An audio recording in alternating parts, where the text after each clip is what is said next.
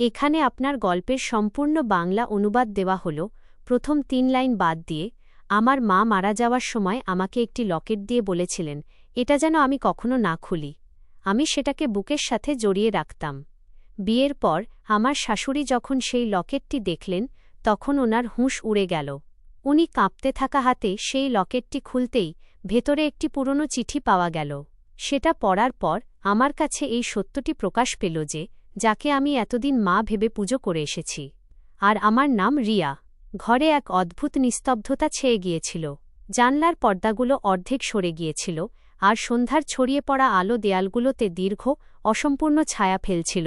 আমার মা চারপাইতে শুয়েছিলেন, যার শরীরটা কম্বলের নিচে অদ্ভুতভাবে জমে যাওয়ার মতো মনে হচ্ছিল, যেন উনি আগেই অন্য কোথাও চলে গেছেন। আমি দুহাত দিয়ে ওনার একটি হাত ধরলাম। যে হাতটি একসময় আমার মাথায় রাখা হতো, আজ সেটা হাড়ের এক দুর্বল কাঠামোয় পরিণত হয়েছে। আমি চিৎকার করে উঠলাম, মমি! আমার নিজের গলার আওয়াজই আমার কাছে অচেনা লাগল। গলায় যেন কাঁটা ফুটেছিল। মা চোখের পাতা সামান্য তুললেন। চোখে সেই একই ভালোবাসা ছিল, কিন্তু তার সাথে এখন জড়িয়ে ছিল এক অদ্ভুত অসহায়তা। মা মাথা নেড়ে আমার দিকে তাকালেন, যেন মুখ ফেরানোর শক্তিটুকুও ওনার ছিল না। রিয়া বেটা! ওনার ঠোঁট দুটো খুলতেই খুব হালকা একটা আওয়াজ এল। আমি তখনই আরও কাছে সরে এলাম। আমি আকুল হয়ে বললাম, আমি এখানেই আছি মমি, কোথাও যাচ্ছি না। আপনি ভালো হয়ে যাবেন। উনি কষ্টে একটু হাসার চেষ্টা করলেন, যে হাসিতে যেন সারা জীবনের ক্লান্তি জমা হয়েছিল। ওনার অন্য হাতটি কম্বলের নিচে হালকা নড়ে উঠল। আমি ঝুঁকে দেখলাম, ওনার আঙুলগুলো আমার ঘাড়ের দিকে এগিয়ে আসছে। উনি কাঁপতে কাঁপতে আমার চেইনটি ধরলেন। চেইনের সাথে বাঁধা ছিল সেই লকেটটি, যেটার দিকে আমি কখনো ভালো করে খেয়াল করিনি। সেটা ধীরে ধীরে আমার হাতের তালুতে চলে এল। এটা রেখে দিন মমি, আপনি পরেই দেবেন। এখন বিশ্রাম নিন। আমি লকেটটি আবার ওনার হাতে ফেরত দেওয়ার চেষ্টা করলাম। উনি খুব দুর্বল, কিন্তু জেদি ভঙ্গিতে মাথা নাড়লেন না। এখনই। তারপর উনি থামলেন, যেন শব্দ গুছিয়ে নিচ্ছিলেন। বেটা, এটা কখনো খুলবি না। আমার বুকটা ধরফর করে উঠল। আমি প্রশ্নভরা চোখে ওনার দিকে তাকালাম। মমি, ওটাতে কি আছে? ওনার ঠোঁটে এক অদ্ভুত কম্পন ভেসে উঠল। শুধু কথা দে। আমি লকেটটি মুঠোর মধ্যে শক্ত করে চেপে ধরলাম। আমি কথা দিচ্ছি মমি, এটা কখনো খুলব না। ওনার আঙুলগুলো ধীরে ধীরে আমার হাতের তালু থেকে খসে পড়ল। আমি সেগুলো আবার ধরে নিলাম, কিন্তু এবার আর সেগুলো শক্ত হচ্ছিল না। ওনার শ্বাস প্রশ্বাস দ্রুত হয়ে উঠল। তারপর একটি দীর্ঘশ্বাস, আর তার পরপরই এমন এক নীরবতা নেমে এল, যা যেন পুরো ঘরটাকে গিলে ফেলল। মমি! আমি ওনাকে ঝাঁকালাম। ওনার শরীরে এক অচেনা ঠান্ডা নেমে এসেছিল, যা আমার হাতের তালু দিয়ে ছড়িয়ে সোজা হৃদয়ে গিয়ে পৌঁছাল। আমি ওনার মুখে হাত বোলালাম। যে শরীরে একসময় জীবন স্পন্দিত হতো, তা এখন পাথরের মতো শক্ত হয়ে যাচ্ছে। আমার ঘাড়ের কাছে আমি সেই লকেটটি চেপে ধরলাম, যা অদ্ভুতভাবে গরম লাগছিল। আমি কেঁদে উঠে ওনাকে বুকে জড়িয়ে ধরলাম, আর জীবনে প্রথমবারের মতো নিঃসংকোচে হাউ হাউ করে কাঁদলাম। শ্বাস নেওয়া আমার জন্য কঠিন হয়ে উঠছিল, তাই সেই মুহূর্তে আমার মনে হল যেন মায়ের সাথে সাথে আমি নিজেও কোথাও মারা গেছি। আর আমার বুকে রাখা এই লকেটটি আমারই মৃত্যুর এক নিশান। কত সহজে মা আমার কাছ থেকে দূরে সরে যাবেন, তা আমি কখনো ভাবতেও পারিনি। কিছুদিন পরেই আমার বিয়ে ছিল। তাতে কি ছিল, আমি কিছুই বুঝতে পারছিলাম না। সময় ধীরে ধীরে কেটে যাচ্ছিল। এখানে আপনার দেওয়া অংশে সম্পূর্ণ বাংলা অনুবাদ দেওয়া হল। গল্পের কোনো বাক্য বা কথা বাদ দেওয়া হয়নি।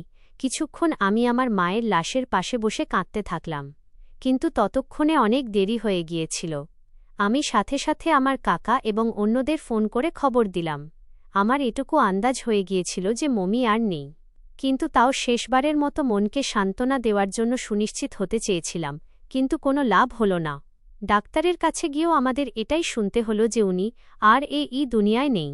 তারপর শেষকৃত্যের সমস্ত বন্দোবস্ত আমার কাকাই সামলেছিলেন। সেই সময় উনি একজন বাবার ভূমিকা পালন করছিলেন। সময়ের গতি খুব দ্রুত এগিয়ে যাচ্ছিল। শেষকৃত্যের দিন এক অদ্ভুত নিস্তব্ধতা ছেয়েছিল। ঘরে লোকজনের আসা যাওয়া চলছিল, সবাই আফসোস করছিল, কিন্তু দেয়ালগুলোতে যেন শুধু মায়ের গলার আওয়াজই কোথাও থমকে দাঁড়িয়েছিল। সব জিনিস নিজের জায়গাতেই ছিল, শুধু মা ছিলেন না। কিছুক্ষণ আমি বাইরে লোকজনের মাঝে বসে রইলাম, তারপর ক্লান্ত শ্রান্ত হয়ে নিজের ঘরে এসে দরজা বন্ধ করে বসে পড়লাম, যেন বাইরের দুনিয়া আমাকে আবার এই সত্য থেকে দূরে করে দেবে। বিছানার একপাশে বসে আমি ঘাড়ের চেইনে থাকা লকেটটি হাতের তালুতে বের করলাম। সেই লকেটটি, যা এখন আমার শেষ সম্বল হয়ে দাঁড়িয়েছিল। কেন উনি আমাকে এটা দিলেন, এই প্রশ্নটি মনে বারবার আসতে লাগল। আমি সেটার দিকে তাকিয়ে রইলাম। আঙুল দিয়ে সেটার ওপর থাকা সামান্য দাগগুলোকে ছুঁতে লাগলাম। মমিকে ডাক দিলাম, ঘরে কোনো জবাব ছিল না, কিন্তু মনে হল উনি যেন শুনছেন। আমি লকেটটি বুকে জড়িয়ে ধরে বললাম, আপনি কাজটা ভালো করলেন না মমি। এভাবে হঠাৎ চলে গেলেন, আমাকে একা ফেলে গেলেন। এখন মনে হচ্ছিল আস্তে আস্তে বুকের ভারী ভাবটা হালকা হতে শুরু করেছে। কিছুক্ষণ আমি এভাবেই বসে রইলাম, তারপর বিছানায় শুয়ে পড়লাম। কিন্তু ঘুম চোখ থেকে বহুদূরে ছিল। আমি সেই লকেটটি বালিশের নিচে রেখে দিলাম এবং অন্ধকারে ছাদের দিকে তাকিয়ে আস্তে আস্তে নিজের সাথেই কথা বলতে লাগলাম। আজ আপনার কথা খুব মনে পড়ছিল মমি। রান্নাঘরে গিয়েছিলাম তো আপনা থেকেই আপনার গলার আওয়াজ শুনতে পেলাম। নুনটা একটু কম হয়েছে মমি। আপনাকে ছাড়া সবকিছু অর্থহীন মনে হয়। সত্যি, আপনি যদি ফিরে আসতেন। প্লিজ ফিরে আসুন না মমি, প্লিজ ফিরে আসুন। কিছুক্ষণ আমি শুয়ে রইলাম, তারপর উঠে আলমারির দিকে এগিয়ে গেলাম। আলমারি খুলতেই ওনার একটা পুরনো শাল হাতে এল। আমি শালটি গায়ে জড়িয়ে নিলাম। লকেটটি মুঠোর মধ্যে শক্ত করে চেপে ধরে মাটিতে বসে পড়লাম। আপনি বলতে না যে শক্ত হতে? আমি চেষ্টা করছি মা। ঘরের নীরবতা যেন আমাকে গিলে খেতে চাইল। আজ আমার খুব ভয় করছে। কিছুক্ষণ পর আমি লকেটটি খোলার চেষ্টা করলাম, কিন্তু তখনই থমকে গেলাম। মায়ের শেষ শব্দগুলো কানে বেজে উঠল, এটা কখনো খুলবি না। আমি লকেটটিতে চুমু খেয়ে বললাম, ঠিক আছে মমি, আপনি যেমনটা বলেছেন এই রহস্যটা আপনার কাছেই থাকবে। আমি এটা কখনো খুলব না। সময় গড়াতে লাগল। রাত এক ফোঁটা করে যেন গলে যেতে লাগল, আর এই লকেটটি আমার একাকিত্বের সঙ্গী হয়ে উঠল।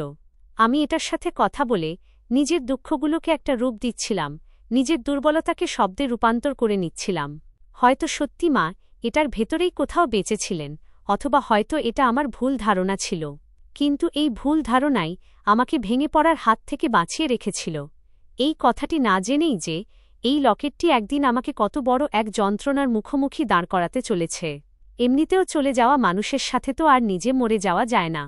এই কথাটির অনুভূতি কিছুদিন পরেই আমার হয়ে গিয়েছিল।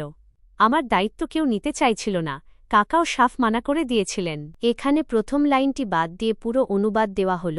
আমার মায়ের কথা খুব বেশি মনে পড়ছিল। আমার জীবনে তিনিই আমার একমাত্র সম্বল ছিলেন। আমার বাবার পর তিনি আমাকে একজন বাবার মতো করেও লালন পালন করেছিলেন। আমাকে কখনো তার অভাব টের পেতে দেননি। কিন্তু আজ আমার সবচেয়ে বেশি তাঁর অভাবই অনুভূত হচ্ছিল। কাশ, যদি আমার মা বেঁচে থাকতেন, আজ আমার বিয়ে ধুমধাম করে হতো। কিন্তু ওপরওয়ালার যা মঞ্জুর থাকে জীবনে সেটাই হয়। আজকের দিনে সবকিছু খুব অন্য রকম ছিল, যেন সব নিয়ম রীতি পূরণ করা একটা স্রেফ দায়িত্ব মাত্র। ঘরের মধ্যে মহিলাদের হাসি, চুরির শব্দ, মেহেদির সুবাস ছড়িয়েছিল, কিন্তু আমার ভেতরে এমন একটা খালিভাব ছিল যা কোনোভাবেই পূরণ হওয়ার নয়। আয়নার সামনে বসে আমি নিজেকে দেখছিলাম। লাল জোড়া কাপড় আর ফোলা চোখে কোথাও খুশির ছোঁয়া দেখতে পাচ্ছিলাম না। মা যদি থাকতেন তবে বলতেন, একটু ওড়নাটা ঠিক করে নাও, খুব মিষ্টি কোণে লাগছে রে সোনা। আমি আচমকা গলায় থাকা লকেটটা ছুঁয়ে চোখ বন্ধ করে নিলাম। তাঁর এই লকেটটা থেকে আমার মনে হতো যেন প্রতিটি মুহূর্তে তিনি আমার পাশেই আছেন। আমাদের বিয়েটা খুব বেশি ধুমধাম করে হয়নি, খুব সাদামাটাভাবেই হয়েছিল। তারপর কাকা যখন আমার মাথায় হাত রাখলেন, তখন না জানি কেন এক মুহূর্তের জন্য আমার বাবার ভালোবাসা অনুভব হল। কিন্তু পরের মুহূর্তটাই একেবারে সাধারণ বলে মনে হয়েছিল। বিয়ের পরপরই বিদায় হয়ে গিয়েছিল। আমি আমার শ্বশুর বাড়িতে চলে এসেছিলাম। সেই নতুন বাড়িটা আলোয় ঝলমল করছিল। দেয়ালগুলোতে তখনও টাটকা রঙের গন্ধ ভেসে বেড়াচ্ছিল। শাশুড়ি হেসে আমাকে ভেতরে স্বাগত জানালেন। তিনি একজন খুব ভালো মনের মানুষ ছিলেন। তাঁর সেই উদার মনের কারণেই আজ আমি নিজের ঘরের হতে পেরেছি। তা না হলে আমার বিন্দুমাত্র আশা ছিল না যে এত তাড়াতাড়ি এবং এই পরিস্থিতিতে আমি বিদায় হয়ে আমার শ্বশুরবাড়ি যেতে পারব কি পারব না। তারপর কিছুক্ষণের মধ্যে আমাকে আমার স্বামীর ঘরে বসিয়ে দেওয়া হল। শাশুড়ি হাতে দুধের গ্লাস দিয়ে বললেন, মা, এটা খেয়ে নাও। তুমি তো কিছুই খাওনি, এত রোগা পাতলা, নিজের খেয়াল রাখো। এটাকে নিজের বাড়িই মনে করো।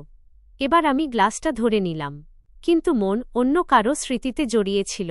তিনি আমাকে কিছু কথা বলতে বলতে চলে গেলেন। আমি শুধু চুপচাপ মাথা নিচু করে বসেছিলাম।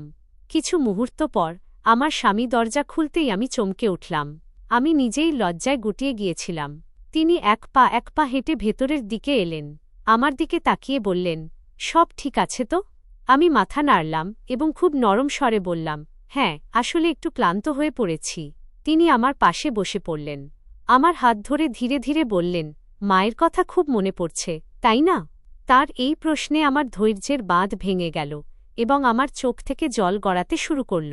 আমি কাঁদো কাঁদো কণ্ঠে বললাম, কাশ তিনি যদি আজ এখানে থাকতেন, কাশ তিনি যদি নিজের হাতে আমাকে বিদায় জানাতেন, কাশ আজ যদি আমি তাকে জড়িয়ে ধরে আসতে পারতাম।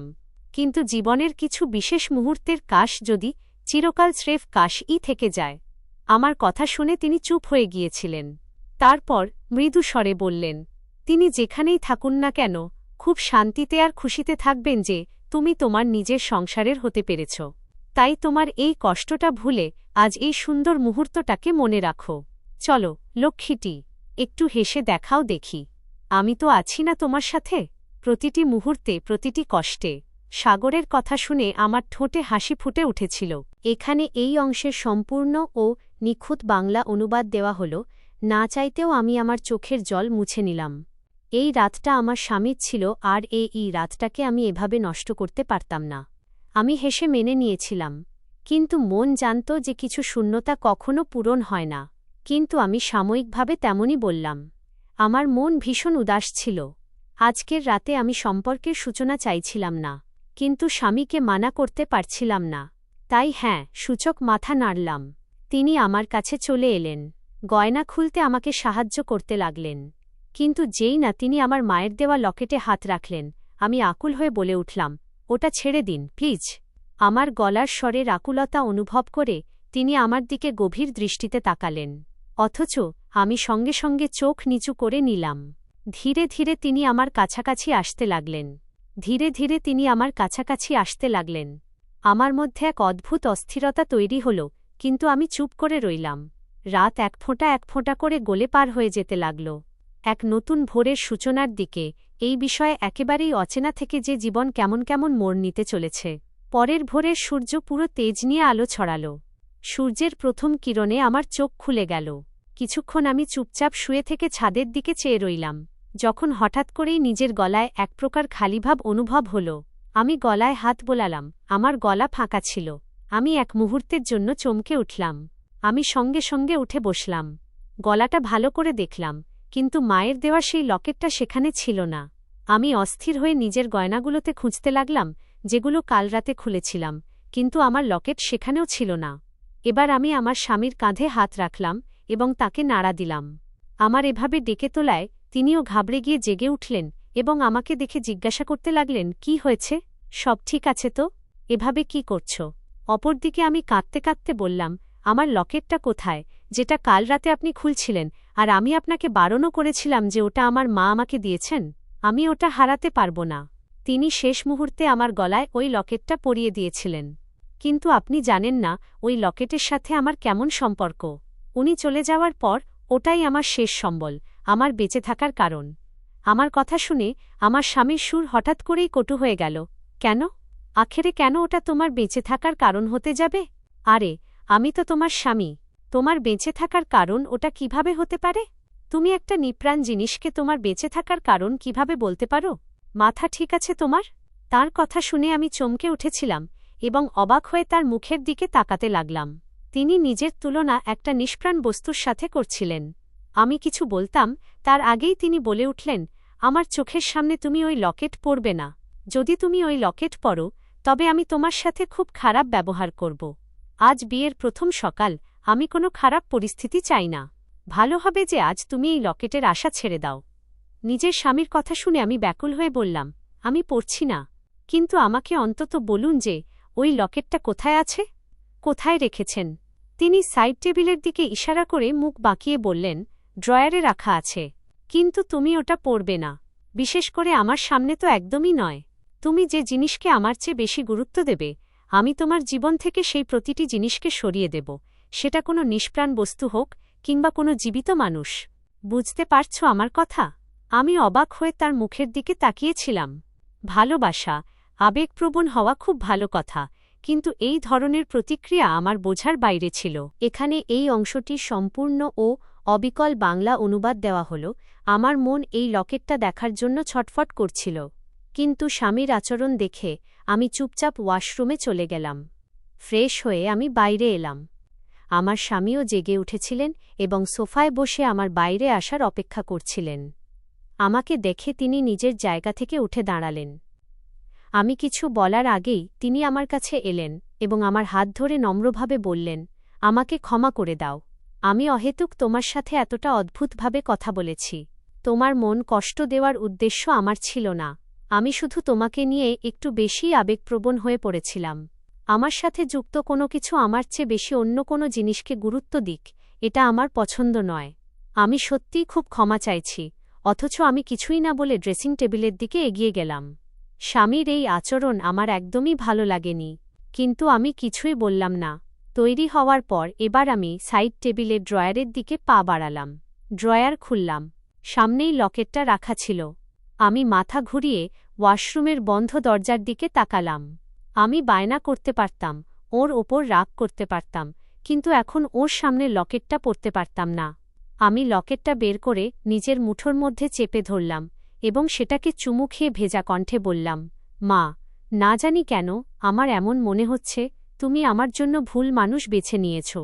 কিছুক্ষণের জন্য আমি চুপচাপ লকেটটা বুকে চেপে ধরে বসে রইলাম, কিন্তু যেই না ওয়াশরুমের দরজা খোলার শব্দ পেলাম, আমি ঝটপট লকেটটা আবার সাইড টেবিলের ড্রয়ারে রেখে দিলাম এবং চুপচাপ দাঁড়িয়ে নিজের চুল আঁচড়াতে লাগলাম। কিছুক্ষণ পর আমার স্বামী ওয়াশরুম থেকে বাইরে এলেন। তারপর আমার পেছনে দাঁড়িয়ে বললেন, মায়ের শরীরটা একটু খারাপ হয়ে গেছে, তাই প্রাতরাশ নাস্তা তৈরি করতে পারেননি। নাস্তা তোমাকেই বানাতে হবে। বানাতে পারো তো? আমি হ্যাঁ সূচক মাথা নাড়লাম।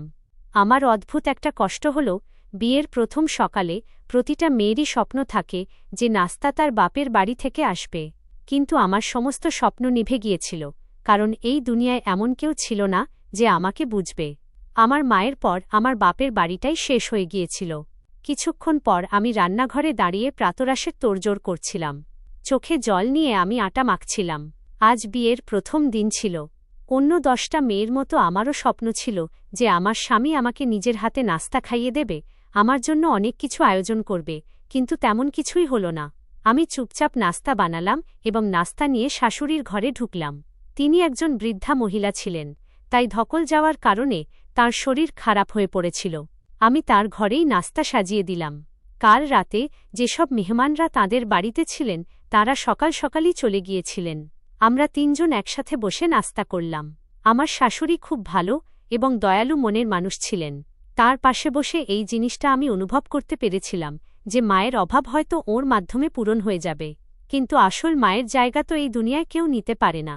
নাস্তার পর শাশুড়ি আমার স্বামীর দিকে তাকিয়ে বললেন, এবার তুমি তোমার বউকে নিয়ে গিয়ে রিসেপশনে কারোর জন্য জামাকাপড় কিনে নিয়ে এসো। 2 দিন পরেই রিসেপশন।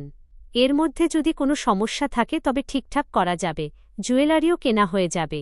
দুজনে নিজেদের পছন্দ মতো নিয়ে এসো। কিন্তু আমার স্বামী না সূচক মাথা নেড়ে বললেন, এখন কোনো রিসেপশন হচ্ছে না। এমনকি আর জাঁকজমক করে বিয়ে হয়েছে যে আমরা আনন্দ উৎসব পালন করব। এখানে আপনার গল্পটির সম্পূর্ণ বঙালি অনুবাদ দেওয়া হল।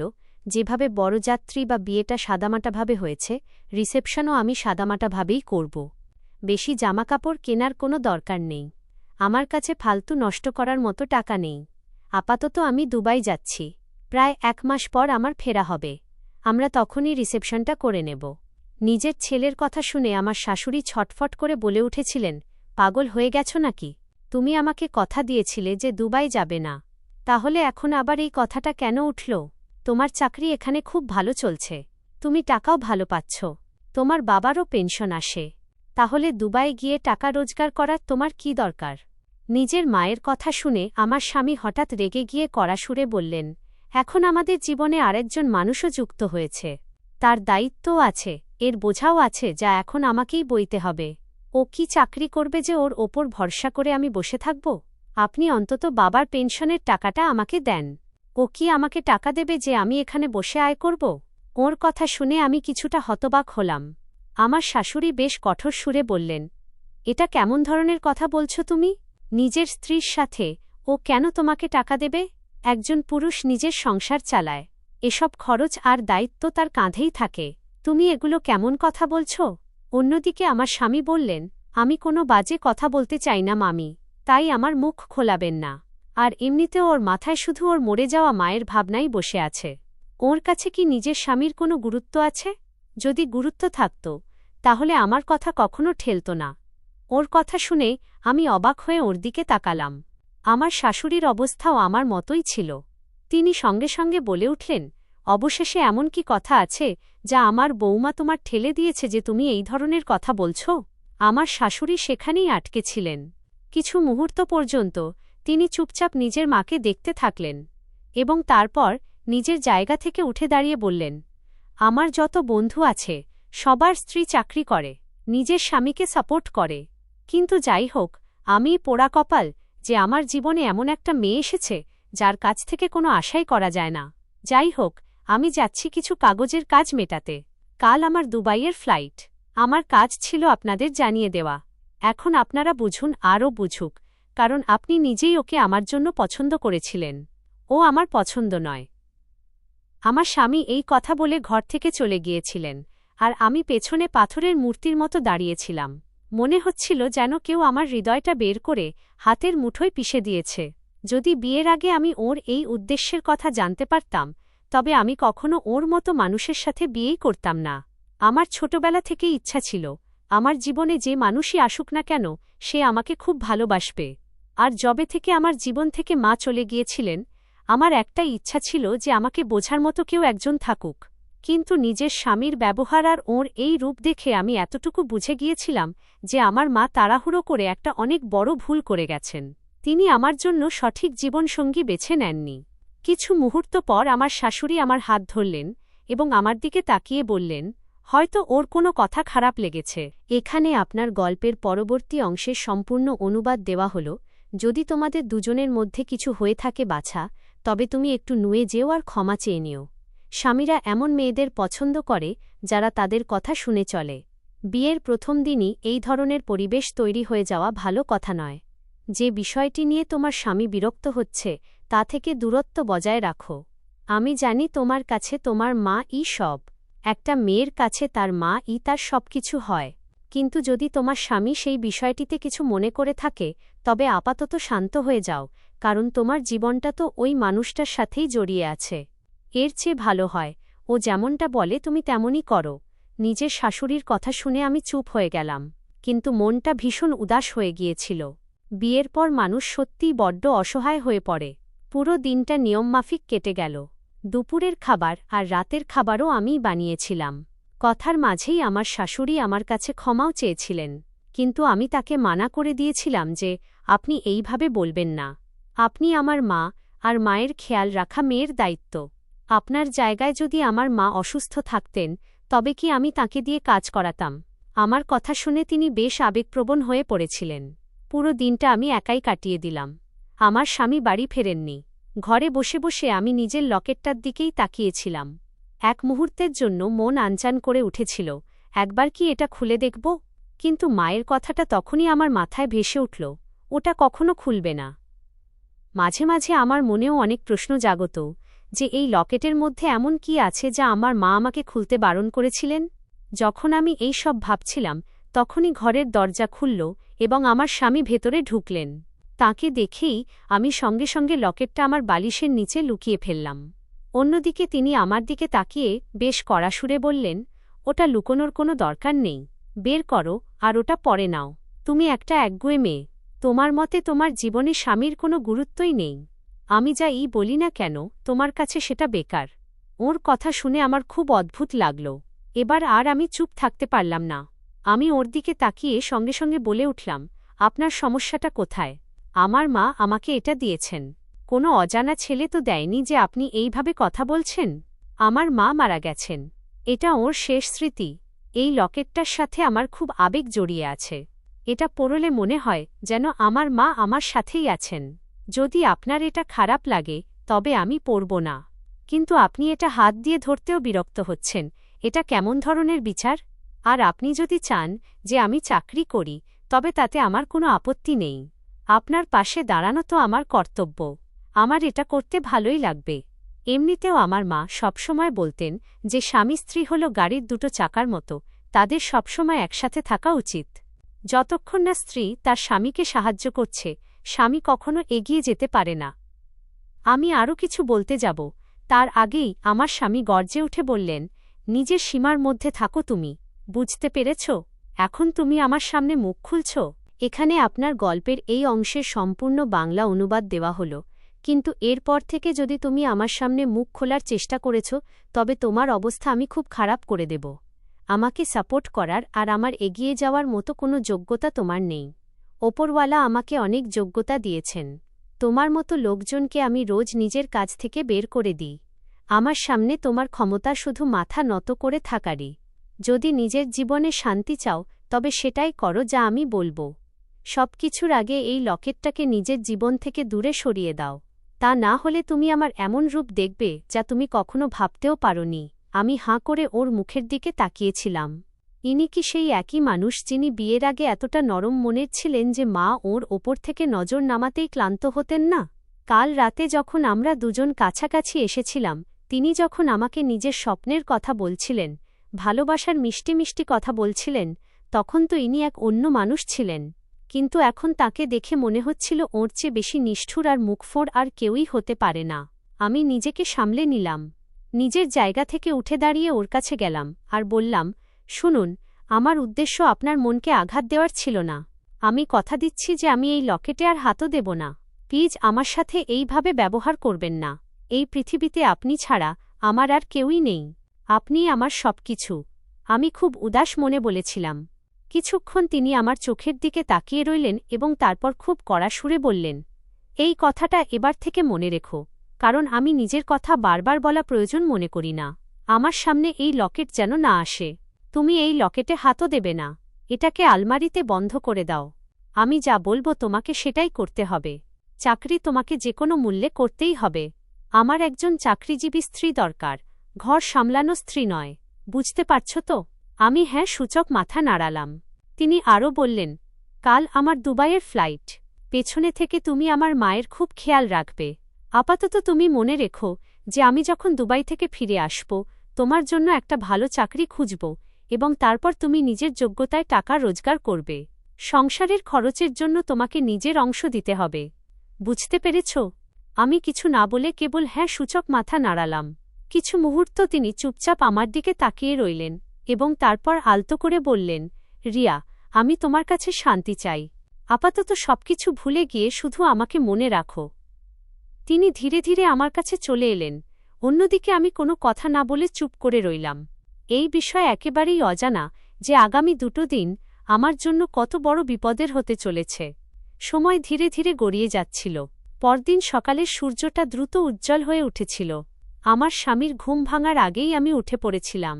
তিনি আমার হাত দিয়েই নিজের ব্যাগ প্যাক করালেন এবং নিজের মাকে বিদায় জানিয়ে বন্ধুর সাথে এয়ারপোর্টের উদ্দেশ্যে রওনা হয়ে গেলেন। তাকে বিদায় জানানোর সময় আমার মনটা ভীষণ উদাস হয়ে উঠছিল। বিয়ের পরদিনেই তিনি দুবাই চলে যাচ্ছিলেন। একটা মেয়ের কাছে তার স্বামীই প্রথম সম্বল হয়, আর বিয়ের দ্বিতীয় দিনেই স্বামীর চলে যাওয়া একটা মেয়েকে গভীর পরীক্ষার মধ্যে ফেলে দেয়। তাকে বিদায় জানিয়ে আমি আবার নিজের ঘরে ফিরে এলাম এবং বিছানায় শুয়ে পড়লাম। কিন্তু মনটা এতটাই বিষণ্ণ হয়েছিল যে এক মুহূর্তের জন্য আমি শান্তি পাচ্ছিলাম না।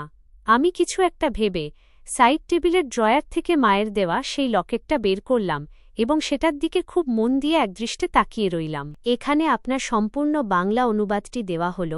আজ আমার মায়ের চলে যাওয়ার প্রায় ৩ মাস সময় কেটে গিয়েছিল, কিন্তু এই সময় আমি লকেটটা খুলিনি। অনেকবার মনে ইচ্ছা জেগেছিল যে একবার খুলে দেখে নিই। এর মধ্যে অবশ্যই কিছু একটা ছিল। বাইরে থেকেই আমি তা অনুভব করতে পারতাম, কিন্তু আমি খুলিনি। মায়ের কথা মতো আমি এমন কোনো পদক্ষেপ নিতে চাইনি যা তার আত্মাকে কষ্ট দেয়। আমি এখন এই লকেটটা নিজের গলায় আবার পরে নিলাম। এই লকেটটা পরে মনে হচ্ছিল যেন আমি আমার হারিয়ে যাওয়া পৃথিবীটা ফেরত পেয়ে গেছি। আমার মা যেন আমার আশেপাশেই কোথাও বসে আছেন। আমি লকেটটা নিজের ঠোঁটে ছোঁয়ালাম এবং তারপর চোখে ছোঁয়াতে লাগলাম। পুরো দিনটা নিয়ম মাফিক কেটে গেল। বেশিরভাগ সময় আমি নিজের রুমেই কাটিয়েছিলাম, কারণ আমার শাশুড়ির ভাইঝি চলে এসেছিল যে তার যত্ন নিচ্ছিল, তাই আমার তার রুমে বেশি যাওয়ার প্রয়োজন পড়েনি। রাতের বেলা আমি রান্নাঘরে দাঁড়িয়ে নিজের জন্য খাবার বাড়ছিলাম, যখন হঠাৎ আমার পেছনে কারো সারা শব্দ অনুভূত হল। আমি ঘুরে তাকিয়ে দেখলাম আমার শাশুড়ির ভাইঝি দাঁড়িয়ে আছে। কিছু মুহূর্ত সে আমার দিকে তাকিয়ে রইল এবং তারপর হঠাৎ বলে উঠল যে আপনি কবে নিজের বাড়ি যাবেন।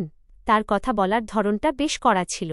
আমি অবাক হয়ে তার মুখের দিকে তাকালাম এবং এক লহমায় বলে উঠলাম, আমি ছেড়ে অন্য কোথাও কেন যাব?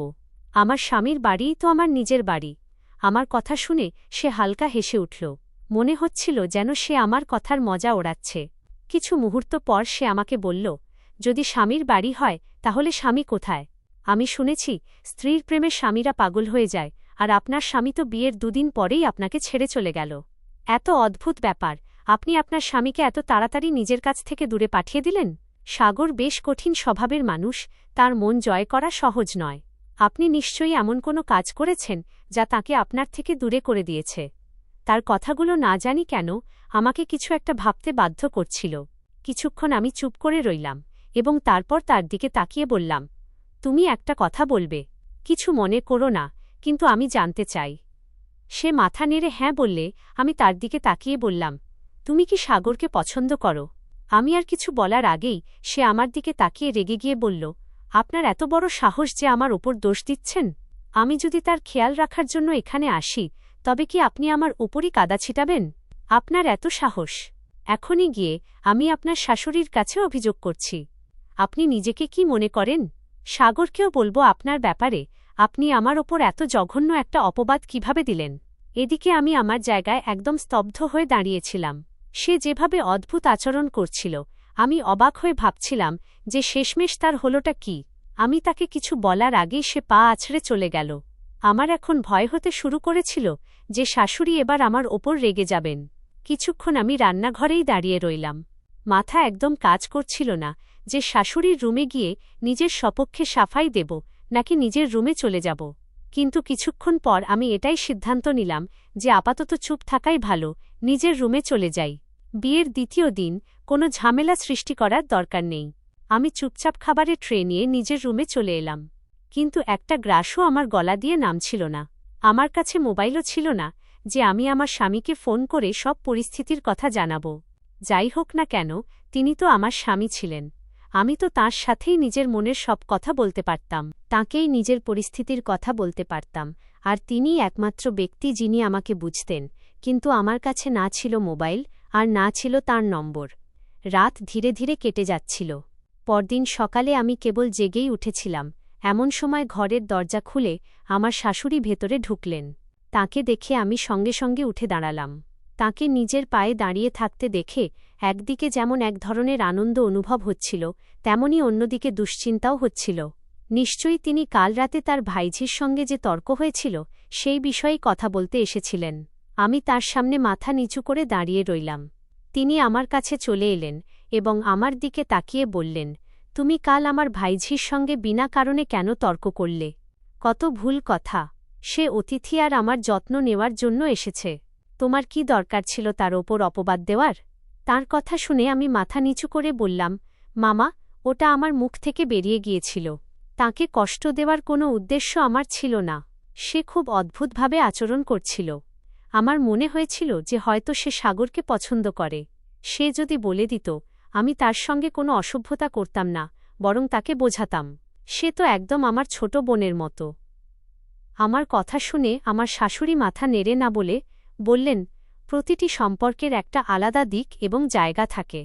আমি তোমার অনুভূতি বুঝি, কিন্তু বাছা, এভাবে কাউকে যা মুখে আসে তা বলে দেওয়া যায় না। আমি তখন মাথা নিচু করে রইলাম।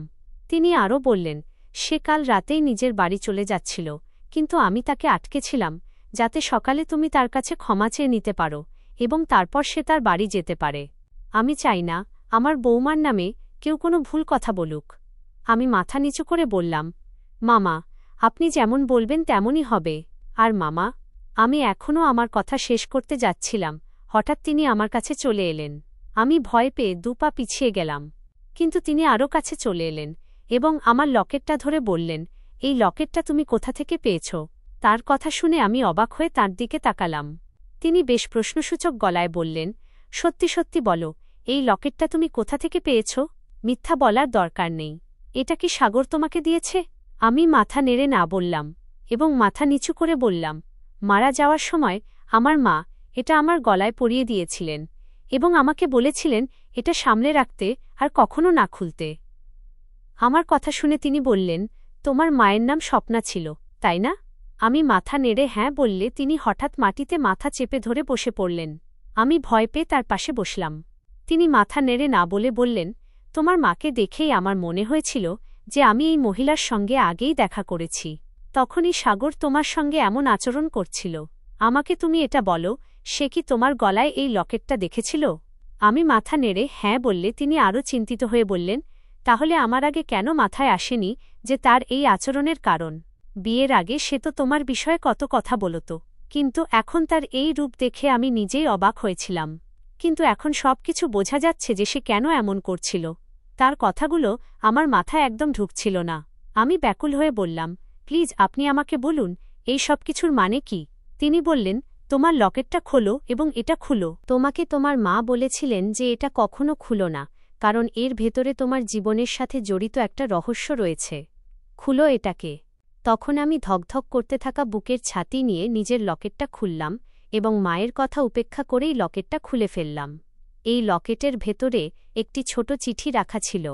আমি সেটা বের করে নিলাম, কিন্তু যেই আমি সেটা খোলা শুরু করলাম, দেখলাম সেটা একটা কাগজ ছিল যাতে মায়ের হাতের লেখা স্পষ্টভাবে দেখা যাচ্ছিল। আমি মনোযোগ দিয়ে সেটা পড়া শুরু করলাম, কারণ খুব ছোট ছোট করে লেখা হয়েছিল, আমার লক্ষ্মী মেয়ে, আমি জানি যখন তুমি এই চিঠিটা খুলবে নিশ্চয়ই তোমার জীবনের কোনো দিক তোমার সামনে আসবে, কারণ আমার কথা মতো তোমার এটা খোলা উচিত ছিল না। আমি যখন মারা গিয়ে থাকব তখনই তুমি এই লকেটটা পাবে। আমি আজ তোমাকে একটা সত্য কথা বলতে চাই, তুমি আমার পেটের মেয়ে নও। তুমি একটা জারজ সন্তান যাকে আমি ডাস্টবিনের স্তূপ থেকে তুলে এনেছিলাম। এই লকেটটা তোমাকে উপহার হিসেবে একজন অচেনা মহিলাই দিয়েছিলেন। তিনিও তোমার সত্যিটা জানেন। এই দুনিয়ায় যদি কেউ এই সত্যটা জেনে থাকে যে তুমি আমার মেয়ে নও, বরং একটা জারজ সন্তান, তবে তিনি ওই মহিলা আর আমি। বাছা, আমাকে ক্ষমা করে দিও। বাছা, আমাকে ক্ষমা করে দিও। আমি বেঁচে থাকতে তোমাকে এই সত্যটা বলতে পারিনি। আমি তোমার রাগের ভয় পেতাম। আমি তোমাকে খুব ভালোবাসি আর আশা করি তোমার জীবন খুব আনন্দের হবে। আমি এই দুনিয়া থেকে চলে গেছি, কিন্তু তোমাকে এটাই বলবো যে নিজের বিশেষ যত্ন নিও। নিজের ভালো মন্দ বোঝার চেষ্টা করো। কখনো কোনো ভুল কাজ করো না। তুমি খুব ভালো এবং সৎ। তুমি কখনো কোনো ভুল কাজ করনি। তুমি বৈধ না অবৈধ এতে তোমার কোনো দোষ নেই। তুমি একজন মানুষ, শুধু এতটুকু জানাই যথেষ্ট। আমি তোমাকে খুব ভালোবাসি। জন্মদাত্রী মায়ের স্থান অনেক ওপরে, কিন্তু লালন পালনকারী মায়ের স্থান সবার ওপরে। আর আমি এটাই ধরে নেব যে তুমি আমাকে ক্ষমা করে দিয়েছ, আমার লক্ষ্মী পুতুল। চিঠিটা পড়ে আমি অবাক হয়ে সামনে দাঁড়িয়ে থাকা মহিলার দিকে তাকালাম। অর্থাৎ এই লকেটটা অন্য কেউ নয়, বরং সামনে দাঁড়িয়ে থাকা এই মহিলাই, অর্থাৎ আমার শাশুড়িই দিয়েছিলেন। আমি কিছু বলার আগেই তিনি বলে উঠলেন, তোমার স্বামী তখন 10 বছরের ছিল। আমার কাছে দুটো লকেট ছিল, একটা তোমার স্বামীর আর একটা আমার। আমি আমার লকেটটা তোমাকে দিয়ে দিয়েছিলাম যাতে তোমার মা ওটা বিক্রি করে তোমাকে বড় করে তুলতে পারে। এটা সোনার লকেট, কিন্তু সে বিক্রি করেনি। হয়তো তোমাকে বিয়ের উপহার হিসেবে দিতে চেয়েছিল বাছা। তোমার স্বামীর আচরণ তোমার সঙ্গে এই জন্যই খারাপ, কারণ তুমি একজন অবৈধ সন্তান, আর এই কথাটা তাকে কষ্ট দিচ্ছে। তার কথা শুনে আমি সেই মুহূর্তে ভেঙে পড়লাম এবং খুব অঝরে কাঁদতে লাগলাম। কিন্তু তিনি আমাকে বুকে জড়িয়ে ধরলেন এবং আমাকে সাহস দিয়ে বললেন, তুমি ভেঙে পড়ো না। আমি তো তোমার সাথে আছি। এই মুহূর্তে যা হওয়ার তা হয়ে গেছে, এবার আমাদের নতুন জীবনের দিকে পা বাড়াতে হবে। আমি তোমার স্বামীর সাথে কথা বলবো। তাকে বোঝাবো যে এতে তোমার কোনো দোষ নেই, তুমি তো সত্যিটা জানতেও না, অথচ আমি কিছুই বলতে পারলাম না। আমার শাশুড়ি রুম থেকে চলে গেলেন। তিনি আমার স্বামীর সঙ্গে কি কথা বলেছিলেন তা আমি জানতাম না। 2 দিন পর তিনি ফিরে এলেন। তিনি এসে আমার কাছে ক্ষমা চাইলেন এবং আমাকে বুকে জড়িয়ে ধরে সাহস দিলেন। আমি এখন আমার স্বামীর সাথে খুব সুখে দিন কাটাচ্ছি। কিন্তু এই সত্যটা আমাকে ভেতরে ভেতরে ভীষণ ভেঙে দিয়েছিল। আমি আমার স্বামীর সামনে আমার মায়ের কথা বলা ছেড়ে দিলাম। এই লকেটটাকে আমি আলমারির শেষ তাকের পেছনে লুকিয়ে রাখলাম। যখন আমি ঘরে একা থাকি তখন ওই লকেটের সঙ্গে কথা বলে নিজের মন হালকা করে নিই। আমি সব শ্রোতাদের একটা কথাই বলতে চাই, সন্তান বৈধ হোক বা অবৈধ, এতে মানুষের কোনো দোষ থাকে না। তাই এই দুনিয়ার উচিত সেই মানুষটিকে, অর্থাৎ সেই বাচ্চাটিকে কষ্ট দেওয়া আর দোষারোপ করা বন্ধ করা। কারণ সে তো নিজেই ভাগ্যের দংশন সহ্য করে বেঁচে আছে। সেই রাতের পর বাড়িটা যেন একদম বদলে গেল। সবকিছু আগের মতোই ছিল, সেই একই দেয়াল, একই ঘর, একই মানুষগুলো। কিন্তু আমার ভেতরে কিছু একটা ভেঙে টুকরো টুকরো হয়ে গিয়েছিল। আমি আমার স্বামীর সাথে একই বিছানায় শুয়েছিলাম, কিন্তু মনে হচ্ছিল যেন আমাদের মাঝে এক অদৃশ্য দেয়াল দাঁড়িয়ে আছে। তিনি আমার দিকে পিঠ ফিরে শুয়েছিলেন। তার নিঃশ্বাসের শব্দ পরিষ্কার শোনা যাচ্ছিল, কিন্তু আমার মনে হচ্ছিল তিনি আমার থেকে বহুদূরে রয়েছেন। আমি চোখ বন্ধ করার চেষ্টা করতে লাগলাম, কিন্তু ঘুম যেন চোখ থেকে বহুদূরে পালিয়েছিল। বারবার মায়ের মুখটা চোখের সামনে ভেসে উঠছিল, তাঁর সেই মিষ্টি হাসি, আমাকে আমার পুতুল বলে ডাকা, আর তারপর সেই একটা শব্দ, অবৈধ। আমি চুপচাপ পাশ ফিরলাম আর ছাদের দিকে তাকাতে লাগলাম। মনের ভেতর একটা প্রশ্ন বারবার জেগে উঠছিল, আমি কি সত্যিকারও নিজের নই? আমার স্বামী আমার কাছে ক্ষমা চেয়েছিলেন, আমাকে বুকে জড়িয়েও ধরেছিলেন, কিন্তু সেই সত্যের বোঝা তখনও আমার বুকে পাথরের মতো চেপে বসেছিল। আমি কাঁদতে চাইছিলাম, কিন্তু গলা দিয়ে কোনো আওয়াজ বের হচ্ছিল না। ভয় লাগছিল, যদি কেঁদে ফেলি তবে পাছে সবকিছু আবার নতুন করে ভেঙে না পড়ে। মাঝরাতে তিনি চুপচাপ বিছানা থেকে উঠে ছাদে চলে গেলেন। ঠান্ডা বাতাস বইছিল, কিন্তু তার ভেতরে যেন আগুন জ্বলছিল। তার নিজের মায়ের কথা খুব মনে পড়ছিল, বাছা, এতে ওর কোনো দোষ নেই। তার মনে পড়ল বিয়ের আগে তিনি আমার ব্যাপারে কত কথা বলতেন, কত আশা ছিল, আর তারপর যেই সত্যটা জানতে পারলেন অমনি তিনি নিজেই বদলে গেলেন। তিনি নিজেকেই প্রশ্ন করলেন, আমি কি তার সাথে ন্যায় করেছি? তিনি আমার ওপর রেগেছিলেন, কিন্তু আসলে তিনি রেগেছিলেন সেই সত্যিটার ওপর যা আমি নিজেও জানতাম না। আর সেই রাগেই তিনি আমাকে একা ফেলে দিয়েছিলেন। সেই মুহূর্তে তিনি প্রথমবার বুঝতে পারলেন যে ভুলটা আমার ছিল না, সেটা ছিল তার নিজের দুর্বলতা। পরদিন সকালে বাড়িতে হালকা একটা সারা শব্দ ছিল। আমি আমার ঘরে চুপচাপ বসেছিলাম, হাতে চায়ের কাপ ধরা ছিল, কিন্তু খাওয়ার কোনো ইচ্ছা ছিল না। তখনই বাইরের দরজার ঘণ্টা বেজে উঠল। কিছুক্ষণ পর শাশুড়ি ঘরে এসে বললেন, বাছা, নাইরা এসেছে। আমি অবাক হয়ে তার দিকে তাকালাম। নাইরা? হ্যাঁ। তিনি মৃদু হেসে বললেন, সাগরের কাকিমার মেয়ে। কাল ও সব জানতে পেরেছে, তাই সকাল সকাল চলে এলো। কিছুক্ষণের মধ্যে নাইরা ঘরে ঢুকল। সাধারণ পোশাক, খোলা চুল, মুখে কোনো কৃত্রিমতা নেই। সে আমাকে দেখল, কিন্তু কোনো প্রশ্ন করল না, শুধু কাছে এসে আমার মাথায় হাত রাখল। তার সেই স্পর্শে আমি সেই আপনত্ব অনুভব করলাম যা গত কয়েকদিন ধরে কোথাও হারিয়ে গিয়েছিল। কেমন আছো? সে শুধু এতটুকু জিজ্ঞেস করল, আর ব্যাস, আমার ধৈর্যের বাঁধ ভেঙে গেল। আমি তার সামনে কেঁদে ফেললাম, একেবারে বাচ্চাদের মতো। নাইরা আমাকে শান্ত করার চেষ্টা করল না, সে কেবল আমাকে তার কাঁধে মাথা রেখে কাঁদতে দিল।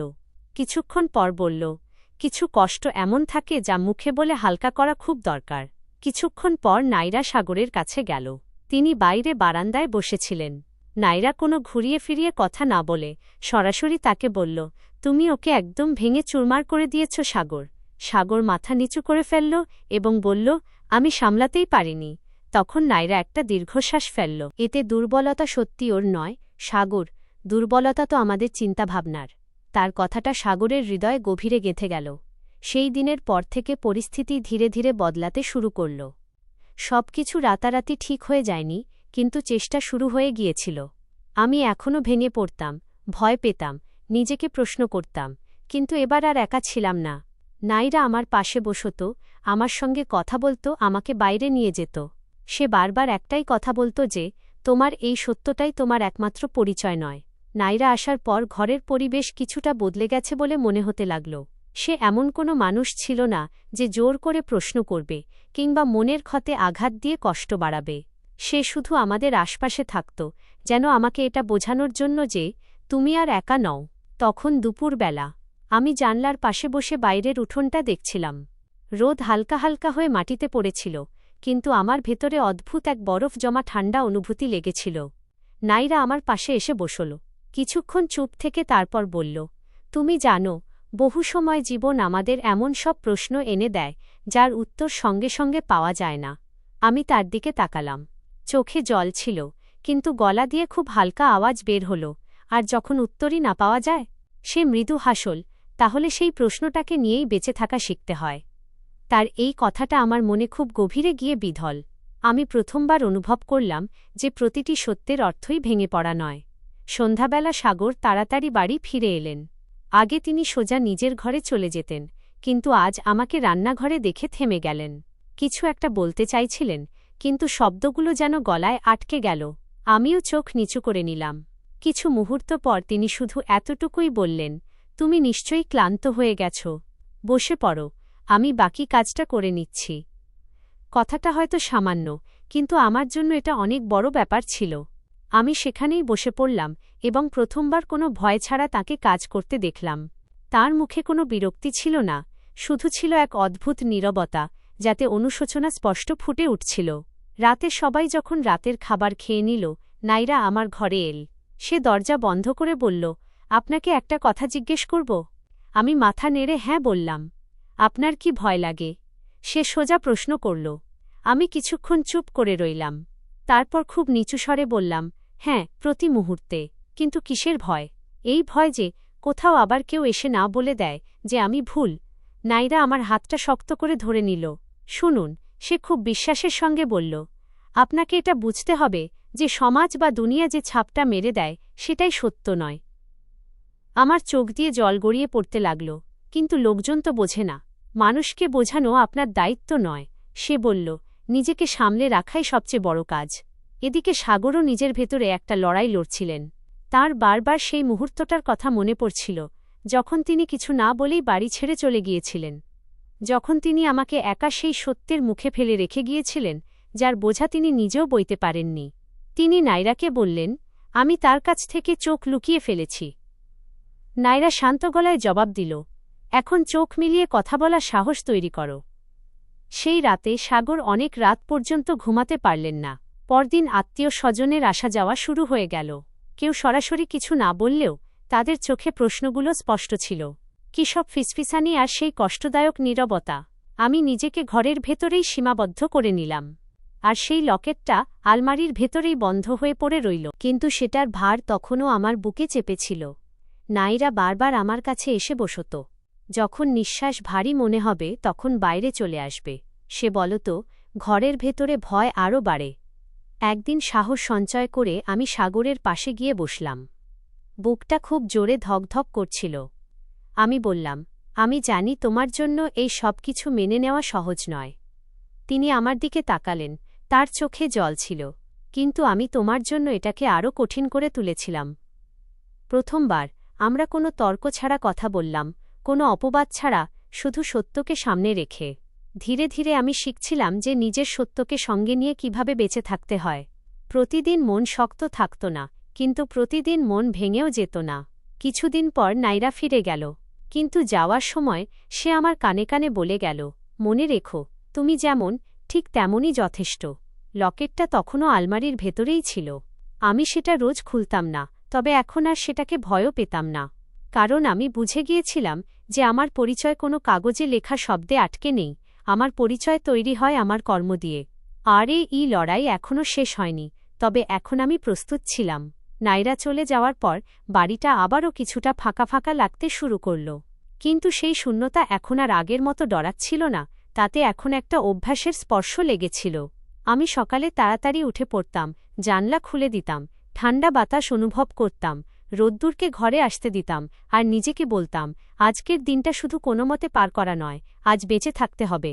কখনো কখনো আমি আয়নার সামনে দাঁড়িয়ে নিজের মুখের দিকে অনেকক্ষণ ধরে তাকিয়ে থাকতাম। সেই একই চোখ, একই নাক মুখ, সব কিছু হুবহু এক। তাও মন প্রশ্ন করত, মানুষ কি আমাকে সেভাবেই দেখবে যেভাবে আমি নিজেকে দেখি? সাগর এখন চেষ্টা করতে শুরু করেছিলেন। তিনি কথা কম বলতেন, কিন্তু পাশে থাকতেন। কখনো নিজেই চা বানিয়ে নিয়ে আসতেন। শুধু তার এতটুকু জিজ্ঞেস করার মাধ্যমেই মন কিছুটা স্বস্তি পেত। এক সন্ধ্যায় তিনি বললেন, তুমি চাইলে আমরা কোথাও বাইরে ঘুরে আসতে পারি। আমার কাছে এই ছোট্ট বাক্যটি অনেক বড় একটা ব্যাপার ছিল। আমি হালকা করে মাথা নাড়লাম। আমরা দুজন বেশি কথা না বলেই গাড়িতে গিয়ে বসলাম। সারা রাস্তায় নীরবতা ছেয়েছিল, তবে সেই নীরবতা আর কষ্ট দিচ্ছিল না।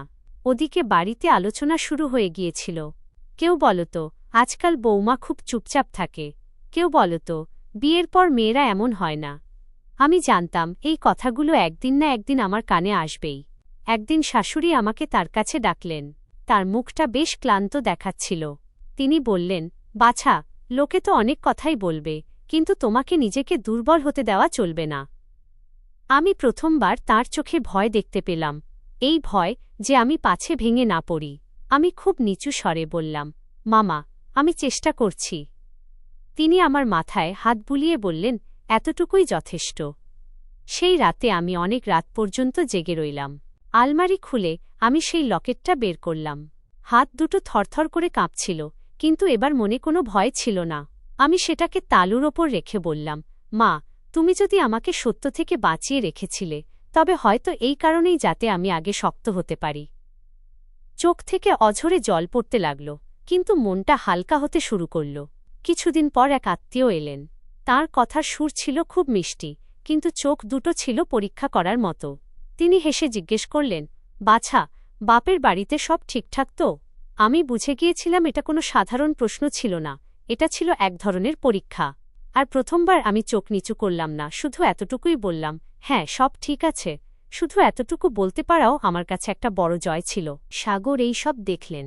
সন্ধ্যাবেলা তিনি বললেন, যদি কেউ তোমাকে কষ্ট দেয় তবে আমাকে বলবে।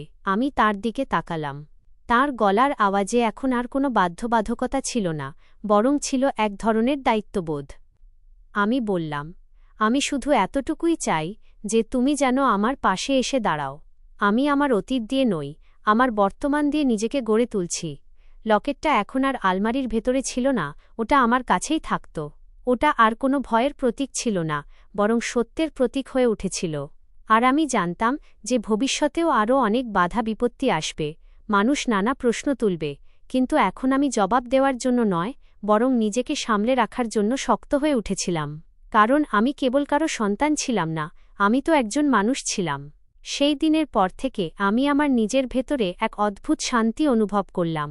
এমন এক শান্তি যা প্রশ্নগুলোর উত্তর মিলে গেলে আসে না, বরং সেগুলোকে আপন করে নিলে তবেই পাওয়া যায়। এখন সাগর যখন আমার দিকে তাকাতেন, তখন তার চোখে আর কোনো দ্বিধা থাকত না। তিনি আমাকে আর বোঝার চেষ্টা করতেন না, কেবল আপন করে নিতে শুরু করেছিলেন। আর কখনো কখনো মানুষের কাছে কোনো বিশ্লেষণ দিয়ে বোঝার চেয়ে কেবল কোনো শর্ত ছাড়াই আপন হয়ে যাওয়াটা অনেক বেশি জরুরি হয়ে দাঁড়ায়। এই গল্পটি আমাদের এটাই শেখায় যে মানুষের পরিচয় তার জন্ম দিয়ে নয়, তার কর্ম দিয়ে গড়ে ওঠে। আমরা যে সমাজে বাস করি, সেখানে প্রায়শই সন্তানদের এমন সব শব্দের বেড়াজালে বেঁধে ফেলা হয় যার কোনো দোষ তাদের জীবনে থাকেই না। বৈধ কিংবা অবৈধের মতো সিলগুলো মূলত মানুষেরই তৈরি, প্রকৃতির নয়। কোনো শিশুই তো নিজে ঠিক করে আসে না যে সে কী পরিস্থিতিতে জন্ম নেবে, কোন ঘরে জন্ম নেবে, কিংবা তার জীবন কোনো মোড় থেকে শুরু হবে। তাও সমাজ সবার আগে সেই বিষয়টির ওপরই আঙুল তোলে। এই গল্প আমাদের মনে করিয়ে দেয় যে কোনো মানুষকে তার অতীতের ভিত্তিতে বিচার করা মানে তার পুরো জীবনটার সাথেই অবিচার করা। আর মা কেবল তিনিই নন যিনি জন্ম দেন, বরং মা তো তিনিই যিনি কোনো শর্ত ছাড়াই কেবল সন্তানকে নিজের করে নেন। লালন পালনকারী মায়ের স্থান এই কারণেই সবার ওপরে হয়, কারণ তিনি রক্তের সম্পর্ক দিয়ে নয়, বরং মনের গভীর থেকে সম্পর্ক রক্ষা করেন।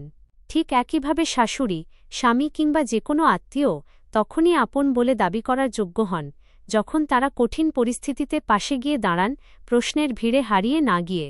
এই গল্পটি এটাও আমাদের শেখায় যে চুপ থাকা মানেই দুর্বলতা নয়। অনেক সময় নীরব থেকে সহ্য করা, নিজেকে আবার নতুন করে গুছিয়ে নেওয়া, আর তারপর ধীরে ধীরে ঘুরে দাঁড়ানোটাই হয়ে ওঠে সবচেয়ে বড় শক্তি। প্রতিটি আঘাতের জবাব লড়াই করে দিতে হয় না, কিছু কষ্ট আমাদের ভেতর থেকে আরও বেশি শক্ত ও পরিণত করে তোলে। লকেটটি এই গল্পে শুধুই একটি অলংকার নয়, বরং সত্যের এক অকাট্য প্রতীক।